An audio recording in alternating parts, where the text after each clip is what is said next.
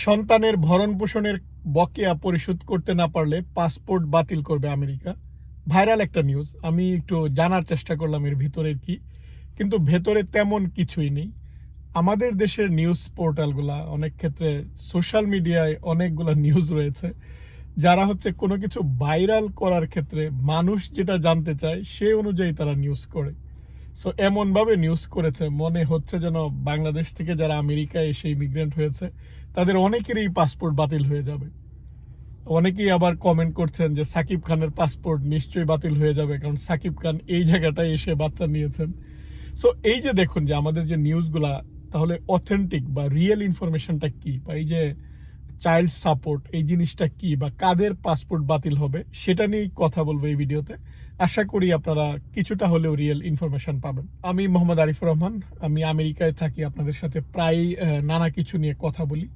এই যে child support জিনিসটা আপনারা এটা একটু বোঝার চেষ্টা করুন যে আমেরিকায় একটা বাচ্চা বাচ্চা আমাদের দেশেও বাচ্চার ভরণ পোষণ মা বাবাই করে, তাই না? বাচ্চার একটা খাওয়া খরচ রয়েছে, বাচ্চার থাকা খরচ রয়েছে, পড়ালেখার খরচ রয়েছে, মেডিকেল এক্সপেন্স, ডাক্তারের কাছে, সেটা কিন্তু মা বাবার দায়িত্ব। আমরা সেটাই মনে করি বা আমরা সেই দায়িত্বটা পালন করার চেষ্টা করি।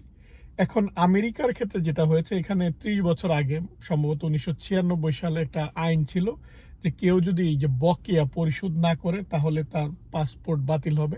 এটা কার্যকর ছিল অনেক ক্ষেত্রে। যারা পাসপোর্ট রিনিউ করতে যেত তখন এই জিনিসটা কিন্তু চেক করা হয় যে সে তার কোনো বকেয়া আছে কিনা।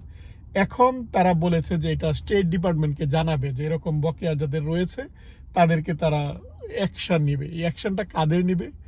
আইনটা ছিল যে যাদের $২,৫০০ মতো বা এর বেশি যদি বকেয়া থাকে সেটা, কিন্তু ওরা অ্যাকশনটা নেবে যাদের $১,০০,০০০ অর্থাৎ প্রায় ১ কোটি টাকার বেশি যাদের বকেয়া রয়েছে, এরকম কয়েকজন মানুষের উপর তারা অ্যাকশন নিবে। কিন্তু কোনোটাই এখনো ক্লিয়ার না। অর্থাৎ এই যে নাম প্রকাশে অনিচ্ছুক দিয়ে যখন নিউজগুলো চলে আসে, নিউজগুলোর ভিতরে আপনি কিছুই পাবেন না। নিউজগুলো চলে আসছে, আমরা নিউজগুলো দেখছি, নিউজগুলো ভাইরাল হচ্ছে। এখন এটা কবে কার্যকর হবে, কিভাবে কার্যকর হবে, কোনো কিছুই কিন্তু ডিটেল ইনফরমেশন নাই। আমেরিকার যে মিডিয়াগুলো সেই জায়গায় আমি খোঁজাখুঁজি করার চেষ্টা করলাম, কিন্তু দেখা যায় যে আমাদের দেশের মিডিয়া ওরা অনেক কিছুই এটা মনে হচ্ছে যে তারা ডিটেল অনেক কিছুই জেনে গিয়েছে, অনেক কিছুই তারা মনের মাধুরী মিশিয়ে যেটা আমরা জানতে চাই বা আমাদের দেশের অনেক মানুষ জানতে চায় সে অনুযায়ী তারা নিউজ করছে। ভিতরে আপনি পড়লে হয়তো মনে করবেন যে যাদের ২,৫০০ বকেয়া আছে তাদেরকে এই বুঝি ধরে বের করে দিচ্ছে, কিন্তু তারা অ্যাকশনটা নিবে যে যাদের $১,০০,০০০ বেশি বকেয়া আছে ইনিশিয়ালি তাদেরকে হয়তো তাদেরকে চিঠি পাঠাবে, তাদেরকে বলবে বকেয়াটা দেওয়ার জন্য, তারা হয়তো ধীরে ধীরে দিবে। ফলে এটা কিন্তু একটা লেন্দি প্রসেস, এটার কোনো কিছুই ক্লিয়ার না। এখন আমি আপনাদেরকে জাস্ট বোঝানোর চেষ্টা করি যে চাইল্ড সাপোর্ট, এখন চাইল্ড সাপোর্ট আপনারা হয়তো অনেকেই মনে করেন যে এখানে যারা বাংলাদেশি আমেরিকান বা যারা ইমিগ্রেন্ট তারা এই চাইল্ড সাপোর্ট বা অনেকেই এটা নিয়ে থাকে, অনেকেই হয়তো মেডিকেল যে সুযোগ সুবিধাটা নিয়ে থাকে সেটা তো তার লর বা আইনের মধ্যেই নেই। সে মেডিকেয়ার নেক বা মেডিকেড নেক, এটা তো সরকারের পলিসির মধ্যেই নিচ্ছে এবং তারাই তার বিলগুলো পরিশোধ করে দিচ্ছে। এখানে তো বকেয়া থাকার কোনো সুযোগ নেই। তাহলে বকেয়া কাদের থাকে? এই জায়গাটায় দেখুন অনেকেই দেখা যায় যে আমাদের দেশের মতন তো না। এই জায়গাটায় ওদের গার্লফ্রেন্ড, বয়ফ্রেন্ড তারা হয়তো বাচ্চা নিয়ে নিল বা বিয়ে করার পর হাজব্যান্ড ওয়াইফ তারা একটা বাচ্চা নিল, কয়েকদিন পর তারা সেপারেট হয়ে গেল। এখন সেপারেট হয়ে যাওয়ার পর বাচ্চাটা কার সাথে থাকবে? বাচ্চাটা যদি মায়ের সাথে থাকে তাহলে বাবা একটা ভরণ পোষণ দিতে হবে, বা বাচ্চাটা যদি বাবার সাথে থাকে তাহলে এই যে ভরণ পোষণের দায়িত্ব এটা ডিসাইড করে আদালত। অর্থাৎ যেখান থেকে তাদের যে ডিভোর্সটা হয়ে গেল আদালত ঠিক করে দেয় তার ইনকামের উপর ভিত্তি করে বা বাচ্চার মাসিক খরচটা কেমন তাকে সেটা পরিশোধ করতে হবে। এখন আমাদের ক্ষেত্রে যেটা হচ্ছে যে বাচ্চারা মা বাবার সাথে থাকে, ফলে তার যে আলাদা রেন্ট বিল সেটা কিন্তু দিতে হচ্ছে না। মা বাবার সাথেই বাচ্চারা খাওয়া দাওয়া করে, ফলে খাওয়ার যে একটা বিল সেটা বাচ্চারাই, এখানে স্কুলে যায় ফ্রি, সরকার থেকে তো এখানে মেডিকেলের এক্সপেন্স সেটা পাওয়া যায়। ফলে এটার সাথে আপনারা অনেকেই মিলিয়ে ফেলবেন, মনে হচ্ছে যে এখানে যারা আছে বা যারা এখানে তো সবাই সুযোগ সুবিধাগুলো নিচ্ছে না, কারণ ফ্যামিলির সাথেই বাচ্চারা বড় হচ্ছে। তাহলে যাদের এই সমস্যাগুলা, যাদের যে এখন বাচ্চাটা কার সাথে থাকবে, বাচ্চাটা যদি মায়ের সাথে থাকে তাহলে বাবাকে অবশ্যই ভরণ পোষণের দায়িত্ব আদালত তো ঠিক করে দিয়েছে যে তুমি মাসে মাসে এত ডলার করে দিবা, কিন্তু সেটা দিচ্ছে না, তার বকেয়া হয়ে গিয়েছে। এইটাই হচ্ছে ধরেন ওই যে ভরণ পোষণের দায়িত্বে যারা অবহেলা করেছে তার যে বকেয়া ছিল ওইটা হচ্ছে মেইন বকেয়া। এখন ওই জিনিসটার সাথে অনেকেই অন্যান্য বকেয়ার অনেকেই হয়তো মেডিকেল বিল বা এটা বকেয়া রয়েছে, কিন্তু সেটা আলাদা হিসেব। সেটা আপনি যদি আবার এখানে অনেক অর্গানাইজেশন রয়েছে, যদি আপনি সত্যি সত্যি দিতে না পারেন ওখানে অ্যাপ্লাই করেন, তারা ইনকাম দেখবে যে আপনি রিয়েলি আপনার ইনকাম আছে কিনা। ইনকাম থাকার পরেও যদি আপনি না দেন সেটা অন্য হিসাব। তখন আবার এই যে আপনি ট্যাক্স ফাইল করেন, ট্যাক্সের যে অনেক সময় রিটার্ন পাওয়া যায়, ওখান থেকে কিন্তু তারা অটোমেটিক ওই টাকাটা কেটে নেবে। এখানে কোনো কিছুই আপনার ফাঁকি দেওয়ার সুযোগ নেই। আমেরিকা এরকম বা এরকম সিস্টেম করে দিয়েছে যে আপনি যদি দেওয়ার সামর্থ্য থাকেন তাহলে আপনাকে দিতে হবে। আপনি যদি দেওয়ার সামর্থ্য আপনার না থাকে তাহলে অল্টারনেটিভ ওয়ে আপনার রয়েছে, কিন্তু আপনি কোনোভাবেই কোনো কিছু এই জায়গাটায় বাকি রাখতে পারবেন না।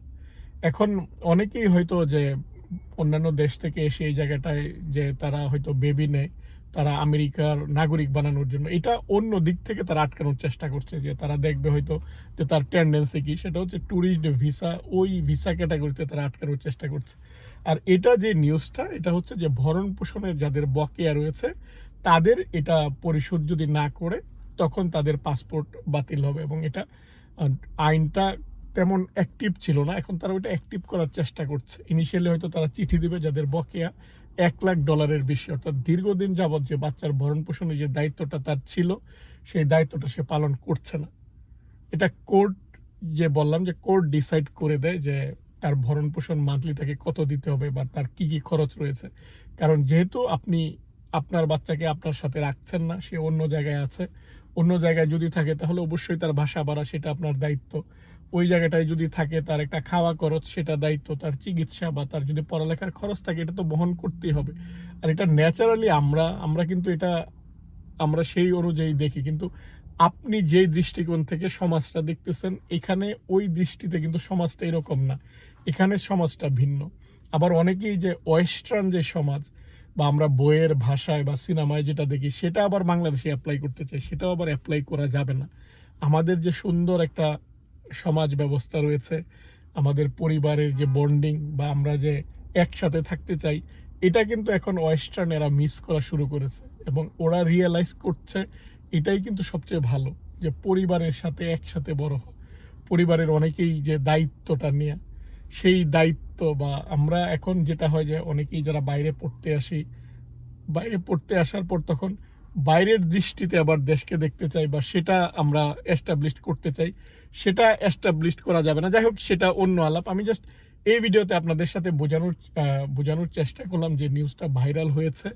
এটা এখানে তারা বলেছে যে বাচ্চার ভরণ পোষণ না করলে যে তাদের পাসপোর্ট বাতিল হবে। এই ভরণ পোষণটা বলতে অ্যাকচুয়ালি কি বোঝানো হয়েছে বা কাদের উপর এটা ইম্প্যাক্টটা পড়বে? ইম্প্যাক্টটা কি যারা আমেরিকান নাগরিক, যারা এখানে বাইবর্ন নাগরিক তাদের উপর, নাকি যারা ইমিগ্রেন্ট তাদের উপর? কোনো কিছুই কিন্তু ক্লিয়ার না, কোনো কিছুই এখনো পুরোপুরি কেউ জানে না। ফলে এটা নিয়ে এত চিন্তা করারও কিছু নেই।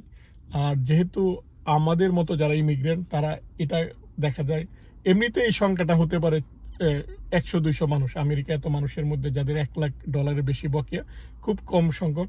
আর সেই জায়গায় ইমিগ্রেন্ট তাদের সংখ্যা নাই বললেই চলে।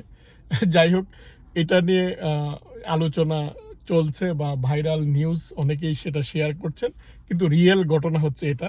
আশা করি আমি আপনাদেরকে স্বল্প সময়ে জাস্ট একটু আইডিয়া দেওয়ার চেষ্টা করছি বা আপনারা একটু আইডিয়া পেয়েছেন যে বাচ্চাদের ভরণ পোষণ বলতে বা বাচ্চাদের ভরণ পোষণের এই বকেয়া জিনিসটা বলতে এখানে কি বোঝানো হয়েছে।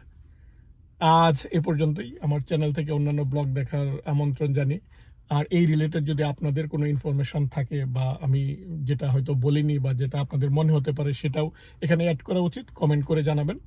আমি পরবর্তীতে সেগুলা শেয়ার করার চেষ্টা করব। আপনারা ভালো থাকবেন। আল্লাহ হাফিজ।